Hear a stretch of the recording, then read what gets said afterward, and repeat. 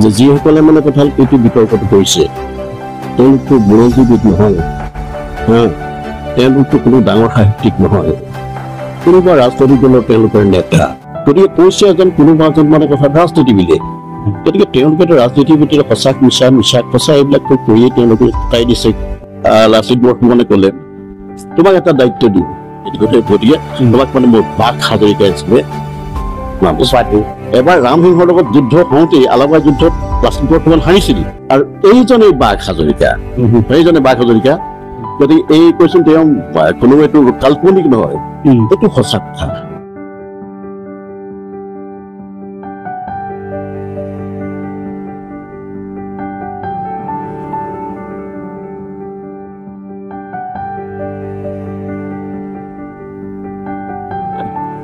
আজি আমি কাকপথাৰ টঙনালৈ আহিছোঁ। আমি টঙনাত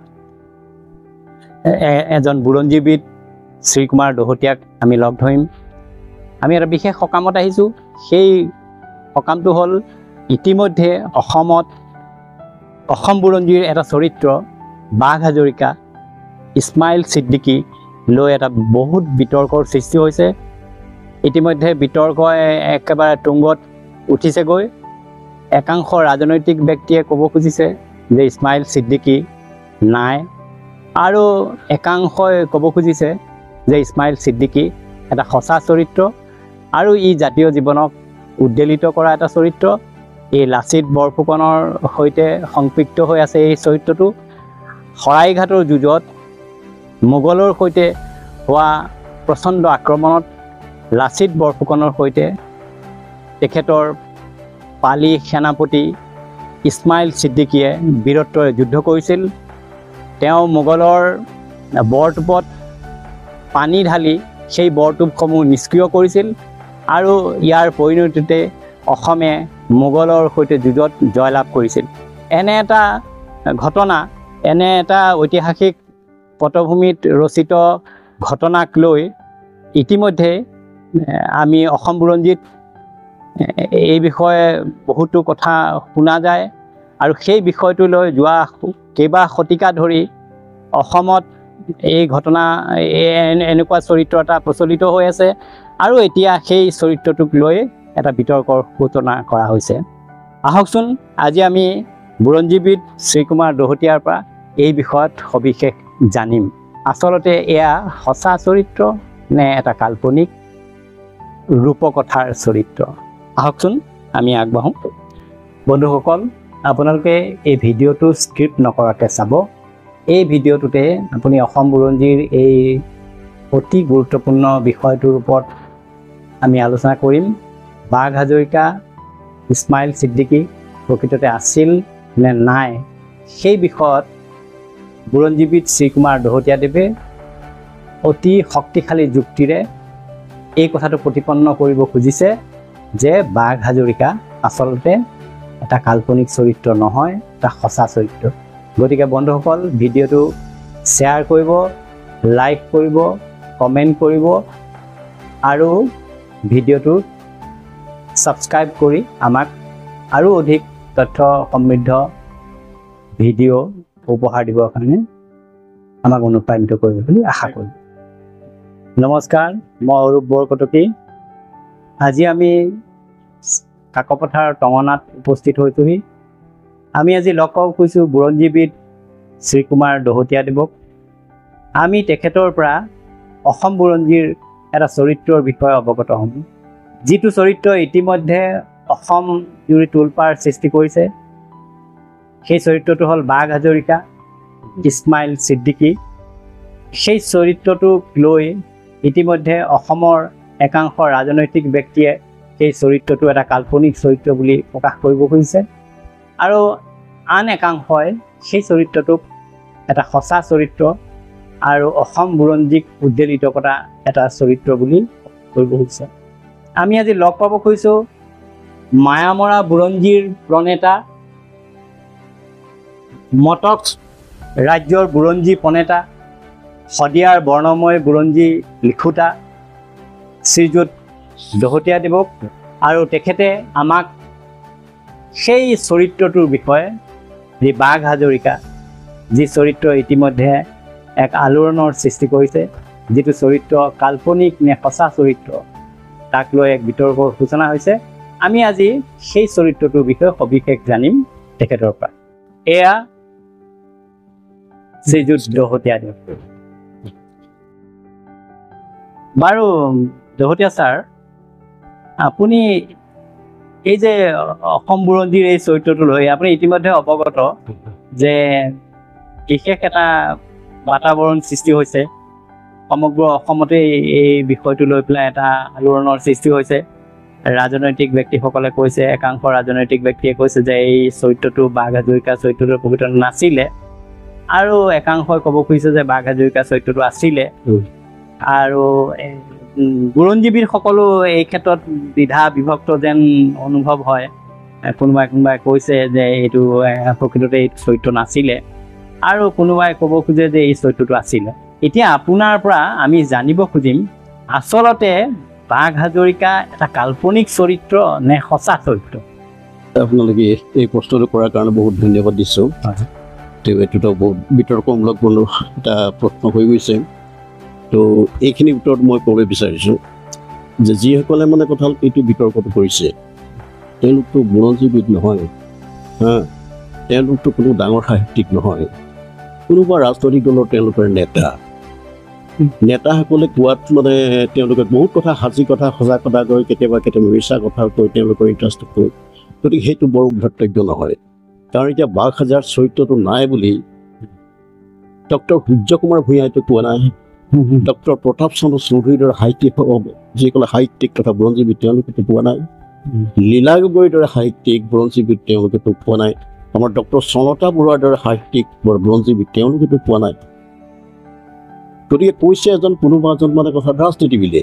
গতিকে তেওঁলোকেতো ৰাজনীতিবিদৰ সঁচা মিছা সঁচা এইবিলাকতো কৰিয়েই তেওঁলোকে কটাই দিছে, ৰাইজক কেতিয়া আভুৱা দিছে বা কি কৰি আছে। গতিকে সেইটো এটা খুব বেছি ইম্পৰ্টেণ্ট নহয়। মই একেষাৰ কৈছোঁ যে বাঘ চৰিত্ৰ ছিদ্দিকী, ইছমাইল ছিদ্দিকী তথা বাঘ যি চৰিত্ৰ লাচিত বৰফুকনৰ যিটো সময়ত মানে তেওঁলোকে মানে কথা কৰিছিল, তেওঁ আৰ্মি কমাণ্ডাৰ হিচাপে কাম কৰিছিল, সেইটো কথাটো একেবাৰে সঁচা কথা। কাৰণ এতিয়া চাওক, আমাৰ মুছলিমসকলৰ যিটো প্ৰভাৱ আপুনি চাব দিয়ে, আমাৰ অসমখন সৃষ্টি হৈছিল 1228 খ্ৰীষ্টাব্দত। 1253 খ্ৰীষ্টাব্দত মানে আহোম ৰাজ্য প্ৰথম প্ৰতিষ্ঠা হৈছিল 1253 খ্ৰীষ্টাব্দত। বহুত পিছত যেতিয়া আমাৰ চুকাফাই ইয়াত আহোম ৰাজ্য প্ৰতিষ্ঠা কৰিছিল 1253 যেতিয়া মানে আহোম ৰাজ্য প্ৰতিষ্ঠা কৰিছিল, তাৰ বহুত আগতেই মুছলিমসকলে আমাৰ অসমলৈ আহি আছিলে। 1206 খ্ৰীষ্টাব্দত দিল্লীত মানে তেতিয়া ৰজা কুতুবুদ্দিন আইবেক, দিল্লীৰ শাসনকৰ্তা, তেওঁৰ সেনাপতি বখতিয়াৰে সেইটো সময়তে আক্ৰমণ কৰিবলৈ আহিছিল আমাৰ অসম পৰ্যন্ত। কামৰূপ ৰাজ্য পাইছিল দেখিছিলে, আমাৰ অসম পাইছিল নেকি? সেই 1206 খ্ৰীষ্টাব্দত আহিছিল, তেতিয়া আক্ৰমণ কৰিছিল। তাৰ পাছত আকৌ 1227 খ্ৰীষ্টাব্দত আহিলে, 1228 খ্ৰীষ্টাব্দত আহিয়ে আছে। কেতিয়াবা যুদ্ধত মানে কথা হ'ল কি তেওঁলোকো হয়তো জিকিছে বা কেতিয়াবা হয়তো হাৰিছে, পৰাজিকাটো হৈ আছে, কিন্তু তেওঁলোকৰ আক্ৰমণ মানে বাৰে বাৰে হৈ আছিলে। গতিকে যেতিয়া মানে কোনো এখন যুদ্ধত আমাৰ যদি আহোম ৰজাই যদি জয়লাভ কৰিছিল, তেতিয়া তাত বহুত মানে কথা হ'ল কি মুছলিম সেনা বা মোগল সেনা মানে বন্দী হৈছিলে, আৰু বন্দীসকলক তেওঁলোকে কথা প্ৰাণে নামাৰি আমাৰ ৰজা প্ৰাণ নামাৰি মানে ইয়াতে সংস্থাপিত তেওঁলোক কৰিছে। তেওঁলোকৰ ভাগে যি তেনেকুৱা ধৰণৰ কাম কৰে, সেই কামবিলাক মানে কৰিবলৈ তেওঁলোকক মানে অধিকাৰ প্ৰাপ্ত হৈছিল। কোনোবাই ধৰি ভালকৈ খেতি কৰিব পাৰে, কোনোবাই মাছ মাৰিব পাৰে, কোনোবাই কিবা কিবি কৰিব পাৰে,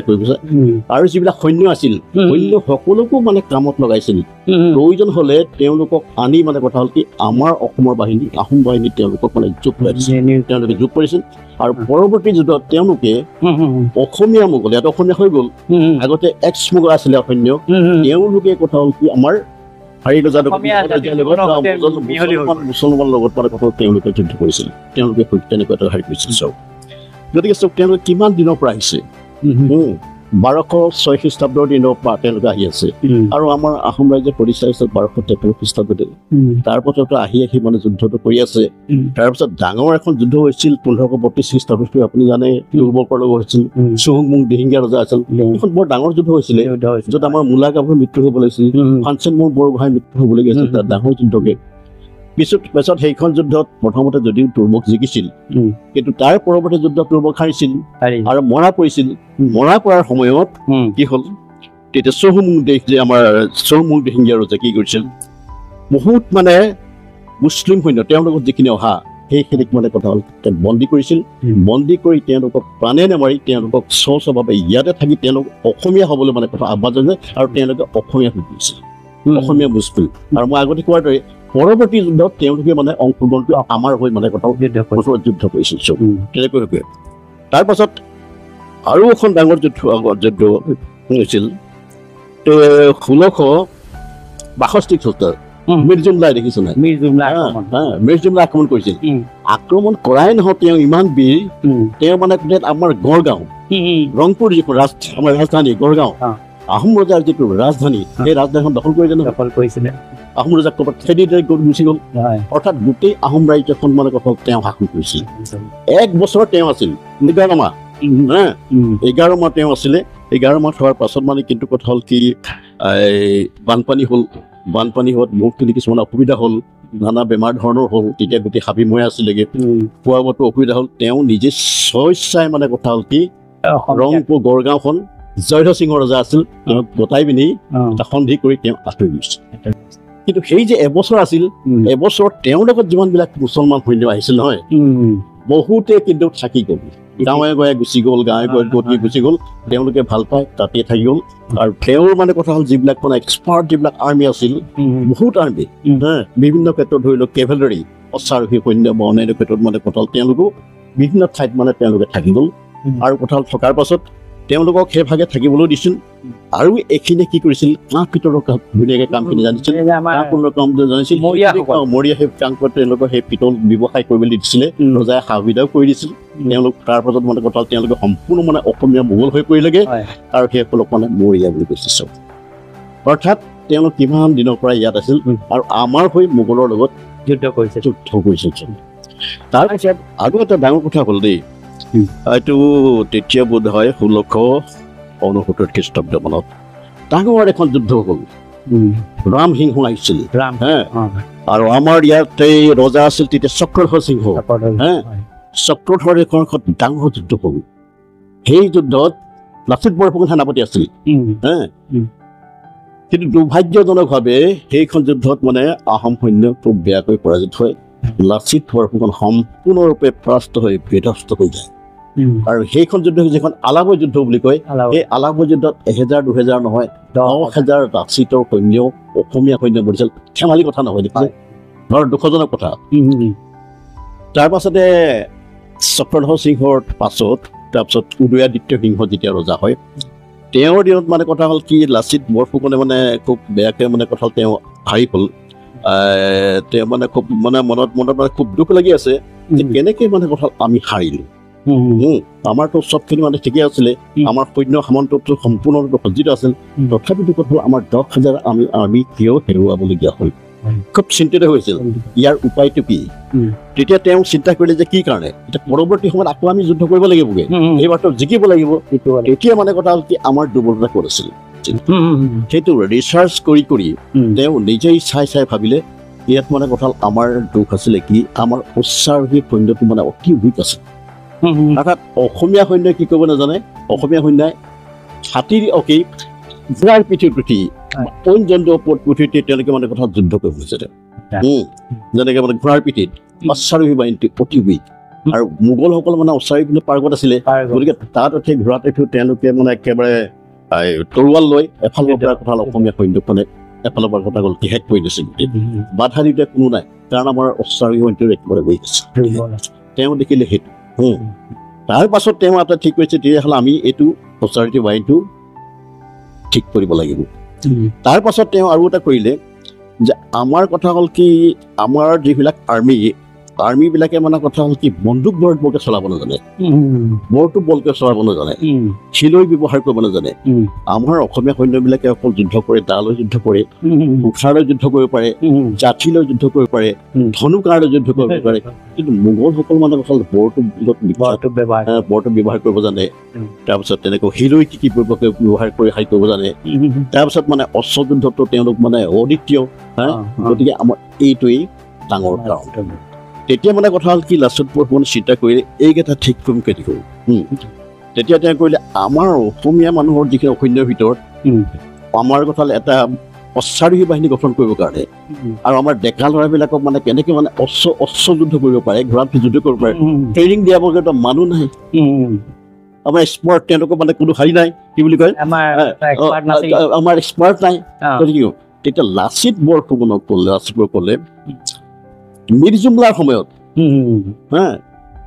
আমাৰ শৰাইঘাটৰ যুদ্ধ হৈছে 1671 5 বছৰ আগতে মিৰ্জুমলা যুদ্ধ কৰিছিল যে মিৰ্জুমলাই 1662 গড়গাঁও অধিকাৰ কৰিছিল তেতিয়া বহুত সৈন্য থাকি গ'ল তেওঁ সেই কথাটো মনত পৰিলে তেতিয়া লগে লগে তেওঁ গৈ দেখিলে যে কথা তেওঁ নিজেই মানে মানুহ লগাই দেখিলে তাত প্ৰাক্তন যিবিলাক মুছলিম সৈন্য বন্দী যিবিলাক সৈন্য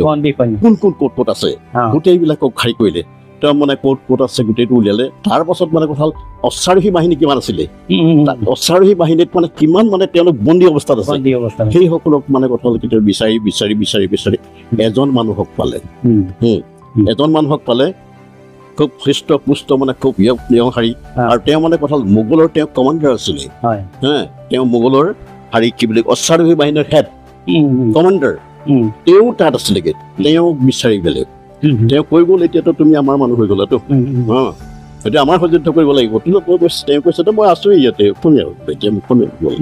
নামো মোৰ চব ওলাই ল'ব অসমীয়া হৈ গ'ল তেওঁ আপোনাৰ যদি সেৱা কৰিব পাৰোঁ মই ভালেই হ'বগৈ তেতিয়া লাচিত বৰফুকনে ক'লে তোমাক এটা দায়িত্ব দিওঁ কি দায়িত্ব তেওঁ কৈছে মানে কথা হ'ল কি আমাৰ তুমি দেখিলাই আমাৰ এইখন যুদ্ধত আমি খুব পৰাজিত হৈছো তুমি জানাইতো গোটেইখিনি পৰাজিত হৈছো তুমি দেখি আছাগে কাৰণ 5 বছৰ আগতে অহাতো তাৰ পাছতে হৈছে এখন যুদ্ধ 69তে হৈছে আলাবৈ যুদ্ধগৈ তুমি দেখি আছা তো হৈছে তেনেকৈ ক'লে এই আমাৰ এতিয়া যে হাৰিলো ইমান 10,000 যে মানে একদম মানে সৈন্য আমি হেৰুৱাবলগীয়া তাৰ আচল কাৰণ মানে কথা হ'ল কি আমাৰ অশ্বাৰোহী বাহিনীত মানে খুব উইক বা নাই গতিকে মানে কথা হ'ল তোমাক এটা দায়িত্ব দিছোঁ এইবাৰ যিখন যুদ্ধ হ'ব সেই যুদ্ধৰ কাৰণে অশ্বাৰোহী বাহিনীক তুমি নেতৃত্ব দিব লাগিব তোমাক 5,000 ডেকা ল'ৰা মই দিম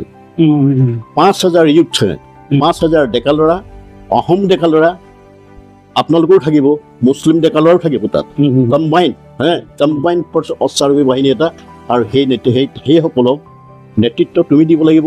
আৰু কথা হ'ল কি ট্ৰেইনিঙো দিব লাগিব ট্ৰেইনিং কাম নেতৃত্ব দুইটাই ট্ৰেইনিং তুমি দিব লাগিব 5,000 তেওঁ ক'লেতো মইতো এইটো ভালেই পাম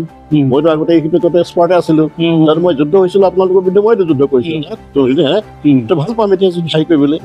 ঠিক আছে কওক 5,000 সৈন্য গোটাই দিলে আৰু 5,000 ডেকা ল'ৰা গোটাই দিলে আৰু 5,000 ডেকা ল'ৰাক মানে কথা হ'ল কি তেওঁ এই যিজন মানে কথা হ'ল কি আমাৰ মোগলৰ মোগল বন্দী তেওঁ সেনাপতি মানে আমাৰ অশ্বাৰোহী বাহিনীৰ সেনাপতি তেওঁকে দিলে তেওঁক দিয়া মানে তেওঁ 5-6 মাহ এমাহ 2 মাহ নহয় 6 মাহ একদম লাগাতাৰ তেওঁ ট্ৰেইনিং দি গোটেই এক্সপাৰ্ট কৰি পেলালে য'ত মুছলিম ডেকাও আছে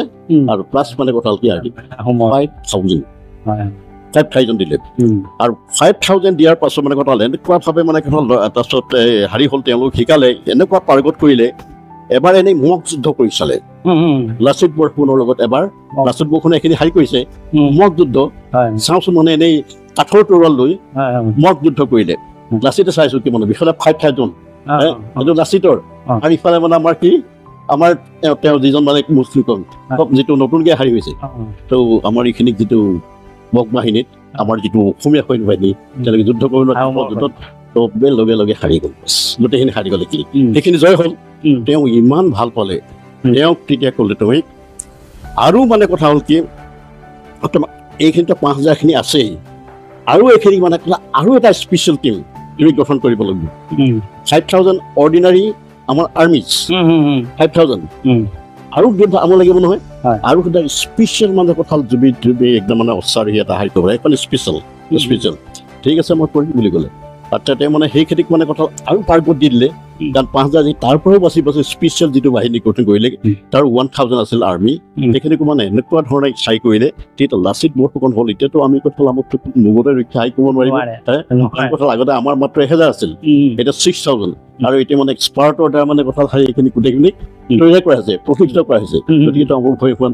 ভয় নাই গতিকে তাৰপিছত কামত মানে খুব সন্তুষ্ট হৈ তেওঁক ক'লে তোমাক আজিৰ পৰা 1,000 স্পেচিয়েল সৈন্য আছে নহয় 1,000 স্পেচিয়েল অশ্বাৰোহী সৈন্যৰ তুমি হেড অফ দি ডিপাৰ্টমেণ্ট, তুমি কমাণ্ডাৰ ইন চিফ, হা তোমাক আজিৰ পৰা সেইকাৰণে মই কথা হ'ল কি হাজৰিকা নাম দিছোঁ, হাজৰিকা নাম দিছোঁ হা। আৰু তাৰ পাছত যে তুমি ইমান ডাঙৰকে যুদ্ধ কৰিব পাৰিছা আৰু মোক প্ৰতিশ্ৰুতি জোতা তুমি জিকিবাই বুলি হা হা, মই তোমাক এটা আমাৰ নাম মানে মানে কথা হ'ল কি এটা সন্মানীয় নাম, সন্মানীয় নাম, বীৰত্বসূচক নাম তোমাক বাস দিছোঁ। হাজৰিকা হাজৰিকা এটা স্পেচিয়েল কথা হ'ল কি সৈন্যক মানে কথা তুমি হাই কৰি দিছা, পাৰ্কত কৰি দিছা। আৰু প্লাছ মানে মই সন্তুষ্ট হৈছোঁ, তোমাৰ যিটো নিৰ্ভীকতাত মই সন্তুষ্ট হৈছোঁ। তুমি যুদ্ধত যাবই লাগিব এতিয়া, তথাপিতো মোৰ চুহাৰি আছে যে কথা তুমি পাৰিবা গতিকে তোমাক মানে মই বাঘ হাজৰিকা হিচাপে নাম দিছোঁ, এটা উপাধি। আৰু এটা হাজৰিকা তোমাক দিলোঁ অসমীয়া, সেইটো এটা উপাধি হাজৰিকা। আৰু কথা তোমাৰ পুনৰ ওপৰত তোমাৰ শক্তিৰ ওপৰত বাছ বিচাৰ কৰি মই এটা টাইগাৰ, এইটো সিংহৰ নিচিনাকে লায়ন, কথা তোমাক মানে দিছোঁ মানে কথা লায়ন মই তোমাক টাইগাৰ বাঘ হাজৰিকা। সেয়ে বাঘ হাজৰিকা। পৰৱৰ্তী সময়ত যেতিয়া মানে যুদ্ধ হ'ল, ৰামসিংহৰ লগত যুদ্ধ হ'ল, এবাৰ ৰামসিংহৰ লগত যুদ্ধ হওঁতেই আলাবাই যুদ্ধত লাচিত বৰফুকন হাৰিছিল। তেতিয়া কৈছিল মানে দুৰ্বলতাটো দেখি পালে, তাৰ পাছত তেওঁ একদম নিশ্চিত হৈ ৰামসিংহক মানে এবাৰ চেলেঞ্জ কৰি এইবাৰ তুমি মোক কেতিয়াও পৰাস্ত কৰিব নোৱাৰা। যুদ্ধ হ'ল, যুদ্ধত যদিও বা তেওঁ তীৰ কোপে হাৰি আছিলে, কিন্তু বাঘ হাজৰিকাটো আছে। তেওঁলোকে তুমুল হাৰি কৰি মানে যুদ্ধ কৰি কৰি কথাটো মোগলৰ যিখিনি মানে কথা হাৰি আছিলে, ৰামসিংহৰ যিখিনি মানে কথা নৌ বাহিনী আছিল একেবাৰে শেষ কৰি অশ্বাৰোহী সৈন্য প্ৰায় নাথাকিলেই। বাঘ হাজৰিকাৰ নেতৃত্বত যেতিয়াই মানে অশ্বাৰোহী সৈন্যটো মানে শেষ হৈ গ'ল, তেওঁলোকৰ যুদ্ধ শেষ, মেইন হেডটো তেওঁলোকৰ শক্তিটো আছিলে ৰামসিংহৰ, যেতিয়া শেষ সম্পূৰ্ণ উপচুকতা দিলে তেতিয়াই মানে কথা আমাৰ যিখন মানে কথা শৰাইঘাটৰ যুদ্ধ। তাৰপিছত নৰিয়াগাঁৱতো তেওঁ আহিলে, পানী যুদ্ধত মানে আমাৰ অসমীয়াখিনি এক্সপাৰ্ট আছিলে আগৰ পৰাই, নৌ যুদ্ধতো এক্সপাৰ্ট আছিলে হা। তাৰপিছত বন্দুক বাৰুদ, আৰু আনকি সেই বন্দুক বাৰুদৰ কথা ইণ্টিমিডিয়েট তেওঁ বন্দুক বাৰুদটো কেনেকৈ মানে কথা যুদ্ধ কৰিব সেইটো শিকাইছিল বাঘ হাজৰিকাই। অকল মানে কথা যে ঘোঁৰাত উঠা সেইটোৱেই নহয়, তৰোৱাল যুদ্ধ, তৰোৱাল যুদ্ধ। আৰু আমাৰ কিন্তু মানে কমাণ্ডাৰ আছিলতো, তাৰ পাছত মানে কথা বন্দুক যুদ্ধ, বৰটোপ যুদ্ধ সেইখিনি শিকাইছিল। কাৰণ গতিকে পৰৱৰ্তী যুদ্ধ ৰামসিংহৰ লগত প্ৰথমতে যেতিয়া যুদ্ধ কৰিছিল মানে কথা ৰামসিংহৰ লগত প্ৰথম যুদ্ধত য'ত হাৰিছিল আলাবাই যুদ্ধ 69ত, তেতিয়া মানে কথা কি আমাৰ বন্দুক চলাব নাজানিছিল যে, ঘোঁৰাত উঠি তৰোৱাল চলাব নাজানিছিল, অকল জাতি চলাব। তাৰ গতিকে কিন্তু এই দুটা যেতিয়া বিদ্যা ধৰিলে, এই দুটা বিদ্যাই মানে কথা হ'ল ৰামসিংহক মানে সিহঁতৰ মানুহৰ দ্বাৰাই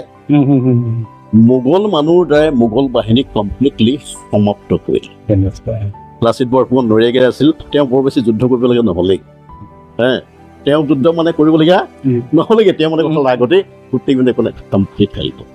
ৰামসিংহই বাপ দি তেতিয়া আৰু যুদ্ধ নকৰি তেওঁৰ পৰা বিদায় গুচি গৈছে। এইজনেই কথা হ'লে এইখনেই মানে শৰাইঘাটৰ যুদ্ধ শেষ যুদ্ধ আছিল।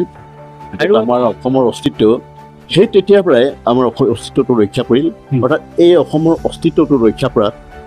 নহ'লেতো একেবাৰে গড়গাঁও যেনেকৈ অধিকাৰ কৰিছিল, আমাৰ এখন দেশত প্ৰায় কৰিলে সেইটো অসমৰ অস্তিত্ব শেষেই হ'ব। কিন্তু অসমৰ অস্তিত্ব লাচিত বৰফুকন প্লাছ বাঘ হাজৰিকাৰ কাৰণে যুদ্ধৰ কাৰণে আমাৰ অসমৰ অস্তিত্ব লৈ গ'ল। সেইখনে শৰাইঘাটৰ শেষ যুদ্ধ, মোগল আহোমৰ শেষ যুদ্ধ আছিল। তেনেকৈ মানে কথা হ'ল আমাৰ অসমৰ মান যিটো মৰ্যাদা আছিল, আমাৰ বীৰত্বপূৰ্ণ যিটো মৰ্যাদা সেইটো ৰক্ষা কৰিল। আৰু এইজনেই বাঘ হাজৰিকা, বাঘ হাজৰিকা। গতিকে এই কুৱেশ্যন তেওঁ কোনো এইটো কাল্পনিক নহয়, এইটো সঁচা কথা, এইটো সঁচা কথা হা। তেওঁ মোগল বাহিনী আছিলে, বন্দী হ'ল, তাৰপিছত মানে কথা আমাৰ এই পাৰ্টি হৈ গ'লগৈ, এতিয়াও ঘটে। এতিয়াও যদি অসমীয়া হৈ যুদ্ধ কৰিলে, তেওঁ অসমীয়া হৈ গ'ল এতিয়া বহুত আছে। আপুনি কৈছে যে এইটো কাল্পনিক নহয়, এইটো সঁচা। আৰু তেওঁৰ বিষয়ে যদি লাচিত বৰফুকন মেইন কেৰিটো লাচিত বৰফুকন, কাৰণ তেওঁ ৰিচাৰ্চ কৰি আছিল যে আমি বাৰে বাৰে হাঁহি আছো যে, কাৰণ আমাৰ ৰাজ্যখন অধিকাৰ কৰিলেতো মোগলে 5 বছৰ আগতে। তেওঁৰ লগত যুদ্ধ হৈছে তেওঁ লাচিত বৰফুকন হৈছে 67ত। সেইখন যুদ্ধ হৈছিলে কেতিয়াবা এই যে 1662, 5 বছৰ আগতে গড়গাঁও অধিকাৰ কৰিলে যে, এতিয়াতো ডেকা তেওঁ জানেতো। গতিকে তেওঁ এনেকুৱা হাৰি সেনাপতি, তেওঁ মানে কথা অকল যুদ্ধতে হাৰি নহয়, ৰিচাৰ্চ কৰিব জানে যে মই কিয় হাৰিলোঁ, আমাৰ অসমীয়া কিয় হাৰিলে, মানে জিকি আছিল 17বাৰ মোগল আক্ৰমণ হৈছে, বহুতবাৰ আমি জিজ্ঞাসা এইবাৰ কিয় হাৰিলে এইটো কি দুৰ্বলতা কি এই বাচিবলৈ সেইকাৰণেতো লাচিত বৰফুকন আৰু লাচিত বৰফুকনে যদি সেইটো ব্যৱস্থা নকৰিলেহেঁতেন খুব সম্ভৱ যুদ্ধত সমান হ'লহেঁতেন বা কিবা এটা হ'লহেঁতেন যুদ্ধত মানে কথা সম্ভাৱনা থাকিলেহেঁতেন যদি আমাৰ অফিচাৰ বিষয়ৰ শক্তিশালী নকৰিলোহেঁতেন আৰু যদি আমি কথা হ'ল কি মোগলৰ পৰা এই যিটো যুদ্ধবিদ্যা কি বুলি কয় গুলী বৰ্ষণ কৰিব জনা বৰটোপ মাৰিব জনা এইবিলাক যদি মানে কথা হ'ল কি বিদ্যাটো আহৰণ নকৰিলোহেঁতেন তেতিয়াহ'লে মানে কথা হ'ল কেতিয়াও হয়তো সেই কি বুলি 1662 খ্ৰীষ্টাব্দত যিটো আমি গড়গাঁওখন এৰি দিবলগীয়া হৈছিল তেনেকুৱা এটা অৱস্থাই হয়তো হোৱাৰ সম্ভাৱনা থাকিলহেঁতেন সেইটো সঠিক আছে সেইকাৰণে এইটো মিছা নহয় বুজিছা নাই এইটো প্ৰকৃততেই মানে কথা আছিল প্ৰকৃততে বাঘ হাজৰিকা তেওঁ আছিল এইখিনিতে আৰু এটা কওঁ বুৰঞ্জী তথ্য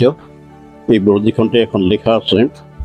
তেওঁ কৈছে ঔৰংজেব মানে খুব মানে তেওঁ যুদ্ধ বিশাৰদ আছিল ক'ত কেনেকৈ যুদ্ধ কৰিবলৈ তেওঁ জানে এই আলাৱাই যুদ্ধত যে আমাৰ কথা কি প্ৰায় 10,000 মানে অসমীয়া সৈন্য মৃত্যু হ'বলগীয়া হৈছিল এখন পৰম মানে কথা হ'ল আমি পৰাজিত হ'বলগীয়া হৈছিল তাৰ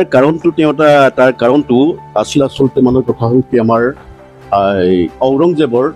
তেওঁৰ যিটো যুদ্ধ কৌশল তেওঁ সেই যুদ্ধ বা এই যুদ্ধত মানে জয়লাভ কৰিবৰ কাৰণে তেওঁ কি কৰিছিল এই যুদ্ধখন মুছলিমৰ লগত যুদ্ধ নকৰি তেওঁ হিন্দুৰ লগত যুদ্ধ কৰিছিল ৰামসিংহ আচল মানে কথা এজন মানে কথা আমাৰ তেওঁ হিন্দু তেওঁ কমাণ্ডাৰ আছিলে গতিকে ইয়াত লিখিছে Ram Singh's army, Ram Singh's army consisted of 21 Rajput chiefs, 4,000 troopers in his own pay, 1,500 gentlemen troopers or sadis, and 5,000 artillery men, and with reinforcement from Bengal. His total army swelled up to 30,000 infantry, 18,000 Turkish cavalry, and 50,000 Push archers. His commanders included Raja Indramani, Chandramani Khan, commander of 2,500, Alam Khan, Das Hazari, Vikram Khan, Dul Hazari, Dewan Soit, Gulab Khan, Ex Hazari, Kalyan Khan, Jewel Beg, Raja Prithu, Raja Manik, Mir Jafar Khan, Boldobari, commando of 2,500, Nasiri Khan, Kirat Shah, Boris Raghunath Singh of Mirtha and Bairam Deo Sisudia, as well as the following captains from Kuch Bihar. Raja Joy Narayan, grandson of Porikit, Kaviskar Borua, Sorbesor Borua, Monmot Borua, and Ganesh Sampakshi. মানে অসমীয়া মাজত যুদ্ধ হিন্দুৰ মাজত যুদ্ধ কৰি তেওঁ যিখন আলুৱাই যুদ্ধ এই যুদ্ধত তেওঁ কেনে যুদ্ধ কৌশলী আছিল ঔৰংজেব চোৱা এইটো ডাঙৰ তথ্য আৰু আছে এই কিতাপখন বহুত তথ্য আৰু এটা প্ৰশ্ন মই আপোনাক সুধিব খুজিছোঁ যে আপুনি যিটো প্ৰেক্ষাপটৰ বৰ্ণনা কৰিলে সেই মোগলৰ সৈতে হোৱা যুদ্ধত শৰাইঘাটৰ ৰণত আৰু এটা কথা শুনা যায় যে ইছমাইল ছিদ্দিকী বা বাঘ হাজৰিকাই সেই সময়ত মোগলৰ বৰটোপবিলাকত পানী ঢালি পুৱতি নিশা পানী ঢালি সেই বৰটোপসমূহ নিষ্ক্ৰিয় কৰিছিলে সেই কথাটোৰ বিষয়ে আপুনি কওকচোন তেনেকুৱা এটা কথা হৈছিলে নেকি যুদ্ধততো বিভিন্ন কৌশল থাকি যুদ্ধত আৰু মই এইটো কথা বাঘ হাজৰিকা মানে তেওঁ স্পাৰ্ট কমাণ্ডাৰ আৰু ইতিমধ্যে কথা হ'ল অন্যান্য যিসকল কমাণ্ডাৰ আছিলে আমাৰ অসমীয়া কথা যিবিলাক কমাণ্ডাৰ আছিল আহমেদৰ তেওঁলোকে মানে কথা হ'ল কি বহুতখিনি মানে হেৰি হৈ গ'ল বহুতখিনি মানে কৌশল তেওঁলোকে আহৰণ কৰিছিলেগৈ তেওঁলোকৰ অভিজ্ঞতাৰ ভিত্তিত কাৰণ কিমান বছৰ যুদ্ধ কৰি আছে 1206 চনৰ পৰা একেবাৰে এতিয়ালৈকে 1655লৈকে বড়োৰ লগত এবাৰ নহয় দুবাৰ নহয় কিমান বাৰ বহুত যুদ্ধ কৰি আছেগৈ গতিকে তাৰ পৰা কিছুমান ক'ৰবাত হাৰিছে তাৰ মানে কি কাৰণে হাৰিলোঁ আমাৰ কৌশলগত পথ ভুল হ'ল সেইবিলাক মানে তেওঁলোকে ৰিচাৰ্চ কৰি দেখিলে যে কথা হ'ল কি যিসকল বৰটোপ তাৰ বৰটোপ আছে বৰটোপত যদি মানে কথা পুৱতি দিশতে বা কথা হ'ল সুযোগ বুজি টাইমত মানে এইবিলাক যদি পানী দি ডিছপ্লে কৰিব পৰা যায় সিও আমাৰ কাৰণে বহুতখিনি সহায়ক হ'ব আমাৰ কাৰণে যুদ্ধত মানে কথা হ'ল বহুতখিনি সহায়ক হ'ব কাৰণ বৰটোপ যদি কাৰ্যক্ষম নহয় তেতিয়া মোগলেতো হাৰি কৰিব নোৱাৰে কাকো আক্ৰমণ কৰিব তেওঁলোকে নালাগে আমিও নোৱাৰোঁ আমাৰ বৰটোপটো যদি কোনোবাই পানী দি দিয়ে আমিও আক্ৰমণ কৰিব নোৱাৰোঁ গতিকে এই কৌশলটো তেওঁলোকে ল'ব পাৰে আহোম সৈন্যই বা আমাৰ ধৰি লওক ছিদ্দিকী বা কথা হ'ল কি বা হাজৰিকাৰ হয়তো কথা হ'ল কি তেওঁৰ কৌশল হিচাপে তেওঁৰ মন্ত্ৰণাতে বা তেওঁৰ উপদেশ মতেই তেওঁ মানে কথা হ'ল কি বহুত এইখিনি মানে কথা এইখিনি আমাৰ সৈন্যবাহিনী কিছুমান লোক আমাৰ হিন্দু বা আহোম ৰজাৰ সৈন্য মানে কথা পুৱতি নিশাতে গৈ শত্ৰুৰ যিবিলাক মানে কথা যিবিলাক শাৰী আছিল খাৰ বাৰ্তা আছে তাত পানী ঢালি মানে কথা সেইটো নিশ্চয় কৰিব পাৰে সেইটো এটা যুদ্ধৰ কৌশল আৰু সেইটো নহয় বুলি ক'ব বিচাৰিছোঁ ঐতিহাসিক পটভূমিত যদি আমি চাওঁ ভাৰতবৰ্ষত যিসকল হিন্দু ৰজা আছিলে মানে মই 1200 খ্ৰীষ্টাব্দৰ পৰা 1600 খ্ৰীষ্টাব্দৰ এই প্ৰেক্ষাপটত ক'ব খুজিছোঁ সেই সময়ত হিন্দু ৰজাসকলৰ খাৰ বাৰুদ যি ব্যৱহাৰ কৰিছিল গোলা বাৰুদ সেই গোলা বাৰুদ ব্যৱহাৰ কৰা সৈনিকসকল কিন্তু মানে মুছলমান সৈনিকে আছিলে মানে এক্সপাৰ্টসকল মুছলমানে আছিলে যে সাধাৰণতে কোৱা হয় যে চীনত খাৰ বাৰুদৰ আৱিষ্কাৰ হৈছিলে কিন্তু একাংশ বুৰঞ্জীবিদে ক'ব খুজিছে যে খাৰ বাৰুদৰ আৱিষ্কাৰটো আৰবৰ পৰা হৈছিল সেই প্ৰেক্ষাপটটো যদি আমি চাওঁ ভাৰতীয় মানে প্ৰেক্ষাপটটো যদি চাওঁ তেতিয়াহ'লে আমাৰ অসমৰ খাৰ বাৰুদৰ ব্যৱহাৰৰ ক্ষেত্ৰত যে মোগলৰ সৈতে মানে যে যুদ্ধ কৰিছিলে সেই সময়ত মানে ইছমাইল ছিদ্দিকী বা বাঘ হাজৰিকা কামাণ্ডাৰসকল তেতিয়া অসমীয়া সৈনিক হিচাপে সেই মুছলমান সৈনিকসকল থাকিব পাৰে তেতিয়া আপোনাৰ যুক্তিটো কওকচোন আপুনি কেনেকৈ সেইটো লিংক কৰিব মই আগৰ এটা কথাতে আপুনি কৈছিল যে খাৰবাৰ্ড যুদ্ধত মানে খাৰবাৰ্ডৰ যুদ্ধ তেওঁলোকে জানিছিল এই খাৰবাৰ্ডৰ যুদ্ধৰ কাৰণে তেওঁলোকে আমাৰ ইয়াত জয়লাভো কৰিছিল জয়লাভ কৰা এবাৰতো মানে কামৰূপ ৰাজ্যখনত তেওঁলোকে অধিকাৰ কৰিছিলতো তাৰ পাছত মানে কথা একেবাৰেতো আমাৰ গড়গাঁৱলৈকে অধিকাৰ কৰিছিলেই এই খাৰবাৰ্ড যুদ্ধ আৰু অন্যান্যখিনিৰ কাৰণে গোটেইখিনিকে আমাৰ অসমৰ মানে পাছতহে জানিলোগে লাচিত বৰফুকনৰ পাছত 1671 পাছতে মানে এইবিলাক মানে বেছিকৈ আমি জানিলোগে আৰু তাৰপাছত আমাক পৰাজয় কৰিব নোৱাৰিলে আৰু ধৰি গোটেইখিনি তেওঁলোকে আকৌ সাহস লগত কাৰণ আমিও সেই বিদ্যাটো জানিলোগে গতিকে এইটো মানে কথা হ'ল কি যিখন মোগলবিলাকতো কথা আগৰ পৰাই যুদ্ধ মহম্মদ বিন ঘুৰিদৰ 700 চনৰ পৰাই কিমান চনৰ পৰা তেওঁলোকে মানে কথা আমাৰ দিল্লীৰ সম্ৰাট হৈ আছে চব একদম মহম্মদ ঘুৰি 700 কিমান খ্ৰীষ্টাব্দৰ পৰা তেওঁলোকে আছে আৰু 1202 খ্ৰীষ্টাব্দতো তেওঁলোকৰ গোটেই দিল্লীখন তেওঁলোকৰ শাসনতে আছিল চব কুতুবুদ্দিন আইবেক তেওঁ কুতুবুদ্দিন তাত আছে গতিকে তেওঁ মংগলে কথা যুদ্ধবিদ্যাটো খুব ভালকৈ তেওঁলোকে জানিছিল সেইকাৰণে গোটেই ভাৰতখন তেওঁলোকৰ ঠাইত আছিল যদি মই এটা সঁচা কথা কওঁ যদি মানে কথা হ'ল কি বাই চান্স যদি আমাৰ ইয়ালে ইংৰাজ যদি নাহিলহেঁতেন তেতিয়া এইখন মানে কথা হ'ল কি গোটেই ভাৰতবৰ্ষখন কোনো পৰাজয় কৰিব নোৱাৰিলেহেঁতেন তেওঁলোকক মোগলে কেতিয়াও পৰাজয় কৰিব নোৱাৰিলে গতিকে আমি চীনৰ কথাটো হয় চীনতো মানে কথা হ'ল কি তেওঁলোকে তাতো আৱিষ্কাৰ কৰিব পাৰে সেইটো নকওঁ কিন্তু চীনটো আমাৰ পৰা বহুত দূৰ আৰু এইফালৰ পৰা আক্ৰমণ হোৱা নাই এইফালৰ পৰা আমাৰ কোনো ৰজাই গৈ মুছলিম ৰাজ্যত আক্ৰমণ কৰা নাই সেইফালৰ পৰাহে আমাৰ আক্ৰমণটো কৰিছে সেইটোৱে বুজায় যে তেওঁলোক মানে যুদ্ধত কিমান পাৰ্গত আৰু আমাৰ এইফালৰ পৰা ধৰি লওক আমাৰ আহোম ৰজা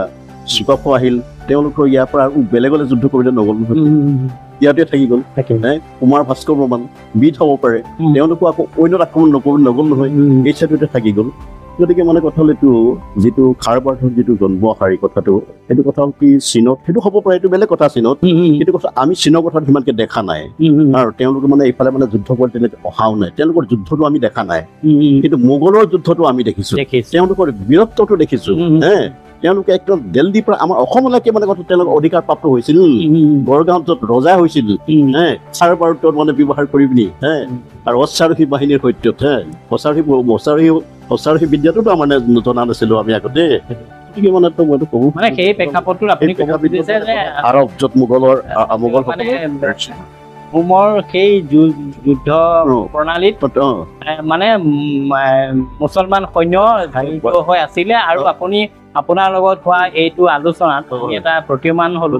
আপুনি যুক্তি দি ক'ব খুজিলে যে ইছমাইল ছিদ্দিকী সঁচা চৰিত্ৰ এটা হয় এটা কাল্পনিক চৰিত্ৰ নহয় আৰু তেওঁ অসমৰ যুদ্ধসমূহ কৰিছিলে যুদ্ধত মোগল সৈনিকে সেইসকল প্ৰাক্তন মোগল সৈনিক অৰ্থাৎ মুছলমান সৈনিকে আমাৰ আহোমৰ হৈ যুদ্ধ কৰিছিলে আৰু এই ক্ষেত্ৰত এটা বিশেষ বৰঙণি আগবঢ়াইছিলে আৰু আপুনি এই ক্ষেত্ৰত আমাৰ আলোচনাত এইটোকে ক'ব খুজিলে যে ইছমাইল ছিদ্দিকী এটা কাল্পনিক চৰিত্ৰ নহয় আপুনি যথেষ্ট যুক্তি সহকাৰে আমাক ক'লে আৰু পৰৱৰ্তী সময়ত আপোনাৰ সৈতে অন্য এটা বিষয়ৰ লগত আমি আলোচনা কৰিম আজিলৈ আমি আপোনাৰ পৰা বিদায় লৈছোঁ। ধন্যবাদ ধন্যবাদ ধন্যবাদ।